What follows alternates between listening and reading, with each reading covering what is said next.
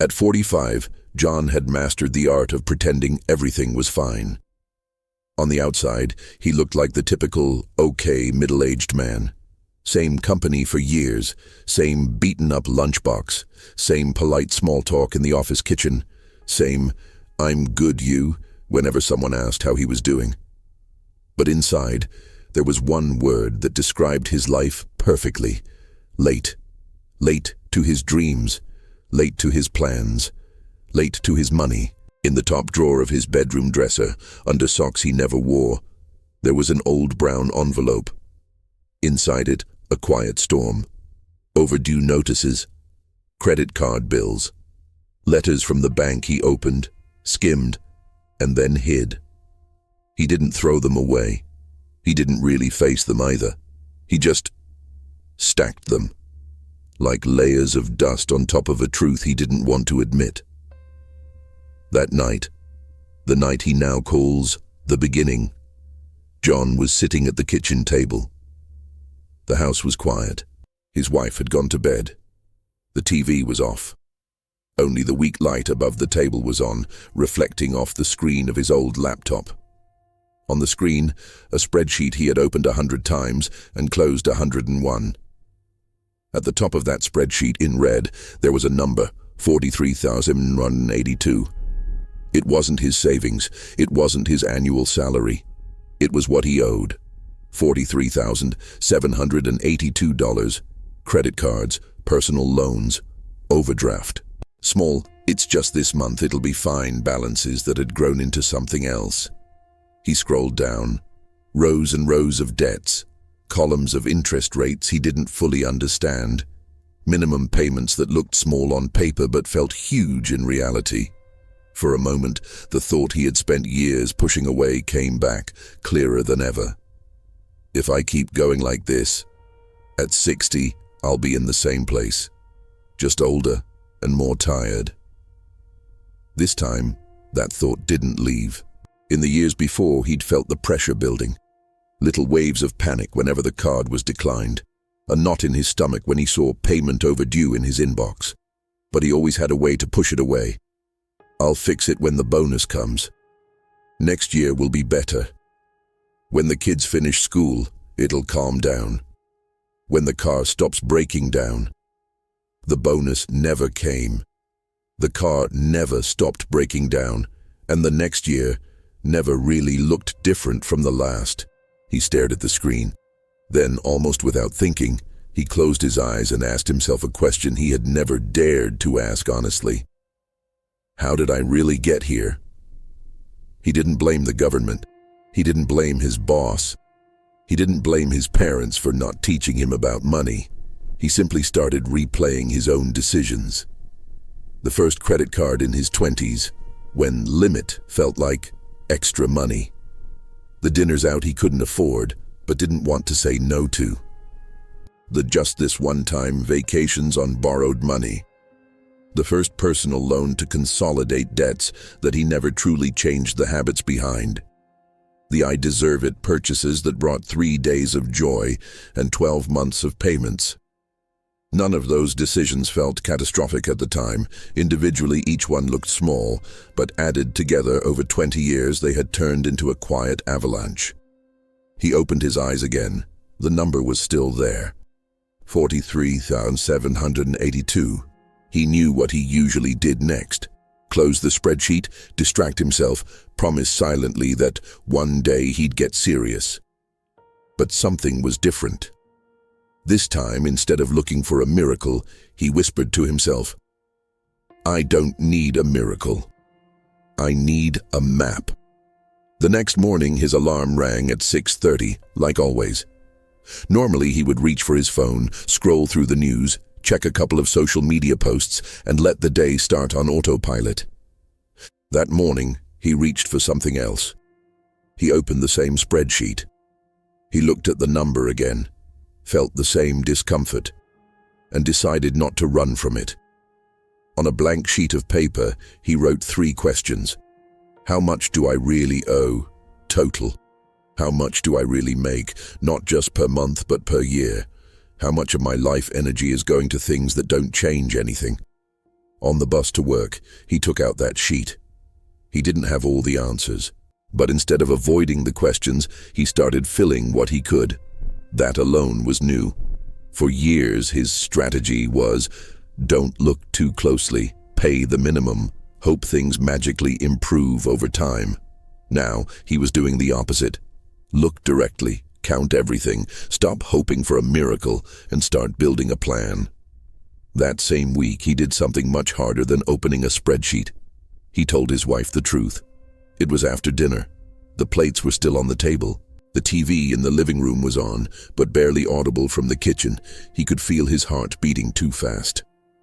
"I need to show you something," he said. He opened the laptop. He showed her the spreadsheet. He showed her the 43,782. He showed her the rows of cards, loans, dates. He didn't dramatize. He didn't try to make excuses. He didn't say, "It's not that bad," or "Everyone lives like this." He just put reality on the table. She was quiet for a few seconds. He braced himself for anger, for blame, for questions like, "How could you let this happen?" But what she said first was, "Is this what's been keeping you up at night?" He swallowed. "Yes," he said. Then came the second question, the one that changed everything. "Okay, what are we going to do now?" We, not "what are you going to do?" Not "figure it out," not "this is your problem." From that night on, the debt stopped being just a secret weight in his chest. It became a shared problem on a shared table. The number hadn't changed, the debt didn't disappear, but the story of that debt changed. It was no longer a ghost. It had a name, a shape, and soon, a plan. That night, they made the first decision of the comeback phase. No new debt. Not a single cent. No more, "We'll put it on the card just this once." No more, "It's interest-free so it doesn't count." No more, "We'll figure it out later." If they couldn't pay in full, they wouldn't buy. If the car they owned didn't fit the budget, the car would go. If a deal required credit to take advantage of, it wasn't a deal for them. It didn't feel like a victory. It felt like loss. Suddenly they were saying no to things their friends said yes to. They were declining invitations. They were paying attention to prices. They were questioning tiny pleasures that cost big in the long run. Nobody clapped. Nobody congratulated them.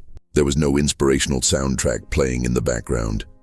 But quietly, something important started happening. Instead of making 12 holes and trying to fill them all with one small bucket of water, they picked one hole. They chose the smallest credit card balance. If we can't win the whole war today, John thought, we'll win one battle at a time. They attacked that one card. Every month, they paid more than the minimum. Every time John made a bit of extra money, it went to that card. They cut the card in half and put the pieces in an envelope as a reminder. This one is not coming back. For a few months, it felt like nothing was happening. The balance moved, but slowly. The total debt still felt huge. And then, one day on a random Tuesday, John opened the new statement for that card. Balance 0.0. It was just one line on one piece of paper, but for him, it was the first crack in a concrete wall. They didn't go out to celebrate at a fancy restaurant. They didn't buy something to reward themselves. They made coffee. They sat together. They looked at the zero in silence. Then they made their second big decision. Every dollar that used to go to that card would now attack the next one. No money released, no extra spending, just redirection. They took the payment they were used to paying and added it to the next debt. And when that one died, they would do the same. They had just turned a simple idea into a system. At the same time, another truth became clear. There was a limit to how much they could cut. They had canceled subscriptions. They had reduced eating out. They were driving less. They had renegotiated some bills. But there comes a point where you can't shrink your way into freedom forever. If the pie is too small, You eventually have to stop slicing thinner pieces and find a way to bake a bigger pie. One evening, sitting again at that same kitchen table, John wrote another sentence at the top of a fresh page. I can't control the past, but I can control two things: how much I spend and how much I earn. He had already started working on the spend part. Now he had to face the harder one: earn. He didn't want to quit his job and start a business from scratch at 45. He didn't want to gamble his family's stability on some shiny idea. But he also knew this: if he depended only on his fixed salary, his debts would die slowly. Too slowly. So he asked himself a different question.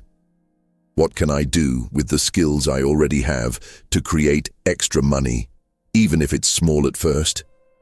He was good with numbers, not a Wall Street genius, just organized, methodical, the kind of person who could turn chaos into spreadsheets. A friend of his owned a small local business and was always complaining about stock, invoices, messy records. One weekend, John offered to help. He spent hours sorting numbers, organizing inventory, creating simple tables the friend could understand. At the end of the weekend, his friend said, I don't know how you do this, man. This would have taken me weeks. Let me pay you something. It wasn't much, but it was the first extra money that didn't come from his main job. Normally, he might have used it for a nice dinner, a new gadget, something to treat himself. This time, he did something else. He went home, opened the spreadsheet, chose one debt, and threw the entire amount at it. It felt small, barely a dent. But symbolically, it was huge. Money he earned outside of his main job, used not to create more comfort now, but to buy freedom later. He started repeating the process. Small jobs here and there, helping another business owner with spreadsheets, fixing someone's invoicing system, cleaning up a messy Excel file for a freelancer who hated numbers. He didn't advertise himself as a consultant. He didn't create a logo. He didn't post about it online. He just kept quietly solving problems for people who didn't want to deal with their own numbers. And every time money came from that work, it had only one destination: the aggressor. That's what he called it in his mind. His main salary paid the basics and the regular debt plan. His extra work was the hammer he used to break the wall faster. Month by month, he watched something subtle change. At 46, 47, the total debt finally dipped below $30,000. For some people, that number would still be terrifying. For him, it was the first solid sign that his direction was different. Debt was not growing, debt was shrinking. Not fast, not dramatically, but consistently. There were setbacks, of course. One month, the car needed urgent repairs. Another month, a medical exam wasn't fully covered by insurance. Then the washing machine died. On those months, the spreadsheet hurt. Instead of going down, the numbers seemed to freeze. Sometimes they even climbed a little. And in those moments, the old voice came back. See? It doesn't matter what you do, you'll never get out. But there was another voice now, quieter but stronger. Look at the last 2 years, are you in the same place? He wasn't. He wasn't just paying bills anymore. He was making choices. He wasn't just hoping things would work out. He was watching the numbers move because of his decisions. At 48, something else began to shift. Some of the side work he'd been doing for one local business turned into a regular thing. The owner told another business owner, then another. Slowly, what had started as a favor for a friend became a small, steady line of extra income. It didn't replace his main salary, but it made a noticeable difference. They kept the same rule. Every extra dollar coming from that second lane of income still went to one of two places: kill debt or build savings, nothing else. At 50, for the first time since he could remember, the idea of savings stopped being a joke. There was no big lump sum, no inheritance, no lottery, no spectacular business deal. But there was something new, leftover. Money that didn't have a job assigned to putting out a fire. Some months it was a few hundred, some months less, occasionally more. They opened a simple investment account, nothing flashy, no day trading, no risky bets, just a basic, boring, stable place where money could grow quietly in the background. He smiled at the idea that so many people are obsessed with the perfect investment while still drowning in basic debt. He had done that too. Now he understood. The first investment he needed was reducing the interest he was paying to everybody else. As his debts shrank, his ability to save grew. As his ability to save grew, his confidence started to rebuild. Not confidence that nothing bad would ever happen, but confidence in something deeper. Even if something bad happens, I'm not starting from zero anymore, and I know how to fight back. At 51, he got a phone call from the owner of one of the businesses he'd been helping. "Can we grab coffee? I want to talk about something." They met at a small cafe near the office. After some small talk, the owner got to the point. "Look, John, when you started helping us, things were a mess. Since then, our numbers make sense. We know where the money goes. We've grown. We trust your work. I know you have your full-time job, but have you ever thought about doing more of this with us?" It wasn't an offer to make him a millionaire, but it was an invitation to see himself differently. Until then, he had seen the side work as a temporary tool to kill debt. Now, someone else was telling him, "This thing you do, it's valuable, and we want more of it." For weeks, he wrestled with the idea. On one side, the comfort of a steady job he had known for years, the routine, the familiarity, the fear of giving that up. On the other, the possibility of building something that didn't just pay bills, but grew with him. He didn't quit his job overnight. He didn't burn bridges. He did something more cautious and more realistic. He negotiated reduced hours at his main job. He formalized part of his work with the small business. He began to split his time more intentionally between the job he had and the work he was building. Slowly, his identity began to shift. Not from employee to CEO, not from nothing to everything, just from, "I work for a company and my debts control me," to, "I provide value to multiple people and my money follows a plan." At 52, back at that same kitchen table where everything began 7 years earlier, he opened a new version of the spreadsheet. The layout was the same. Rows, columns, numbers, but the numbers were different. Credit cards, 0. Personal loans, 0. Overdraft, 0. Total debt, 0.00. He blinked and looked again. 0. For the first time in his adult life, he didn't owe a cent to anyone. He still had bills, rent, utilities, food. He still had responsibilities. But the constant suffocating presence of debt was gone. Below that line of zeros, there was another number. It wasn't huge. It wasn't something to brag about on social media, but it was his savings, investments, money that wasn't a promise to someone else. Money that belonged to his future, not his past. He didn't cry. He didn't throw a party. He just sat there and allowed himself to feel something he hadn't felt in a long time. Pride. Not the loud, arrogant kind. A quiet, grounded pride. The kind that knows, no one saw the nights I stayed up facing these numbers. No one saw the weekends I said no to things I couldn't afford. No one saw the fear I fought every time something went wrong. But I know, and the spreadsheet knows.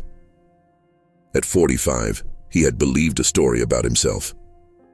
"I'm bad with money. I've ruined everything. It's too late to fix this." At 52, that story had changed.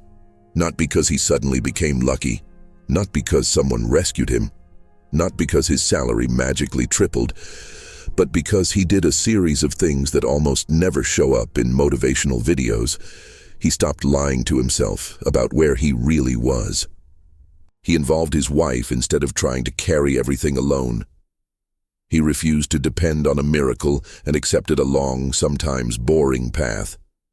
He cut what needed to be cut, not out of self-hate, but out of purpose.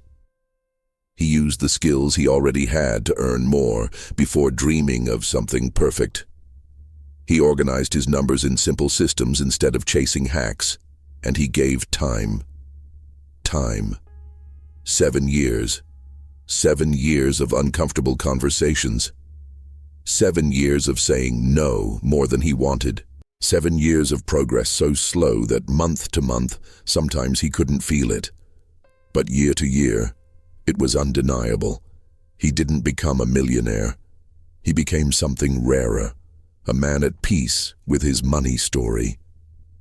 Sitting at that table, he had one more thought. If I had heard more stories like this when I was 40, maybe I wouldn't have waited until 45 to start. Because here's the thing. When we think about money, success stories, we often imagine people in their 20s who made it early. We rarely see the stories of people who were broke at 40, full of mistakes at 45, and still decided, this is not how my story ends. If you're listening to this and you're over 40, maybe your number isn't 43,782. Maybe it's more, maybe it's less. Maybe your problem isn't debt. Maybe it's the opposite. You have no debt, but also no savings, no plan, no sense of security. Maybe your weight isn't on a spreadsheet at all. Maybe it's the shame of feeling behind, the fear that you wasted your best years, the belief that it's too late has already been stamped on your forehead. John's story isn't here to make you feel small. It's not here as a fantasy. It's not here as a template that says, do exactly this and you'll get exactly that. It's here for something else, to show that a money comeback after 40 is not built on one big dramatic decision, but on many small, quiet ones, day after day, month after month, year after year. At 45, John was a man hiding envelopes in a drawer. At 52, he was a man who could open any letter without his heart racing. The difference wasn't luck. It was facing reality, choosing a path, and walking long enough for the path to lead somewhere. 7 years are going to pass anyway. The question isn't whether time will move. The question is, where will you be when it does? Debt-free, less lost, more in control, or in the same exact place, just more tired and more bitter? Maybe you're sitting at your own version of that kitchen table right now. Maybe you have your own spreadsheet you keep closing. Maybe you've been telling yourself the same lines. Next year, I'll get serious. I'll fix this when the promotion comes. I'm too old to start over. This story is not here to tell you it'll be easy. It's here to tell you something much more important. It's still possible, not fast, not painless, not magical, but possible. And that's what this channel exists for. To tell the real money comeback stories of people who felt late and started anyway. To show you what changed, what didn't, and what you can copy. Because if John could go from hiding in his own numbers at 45 to being debt-free at 52, the real question is no longer, is it too late for you? The real question is, what are you going to do with the next 7 years that haven't happened yet?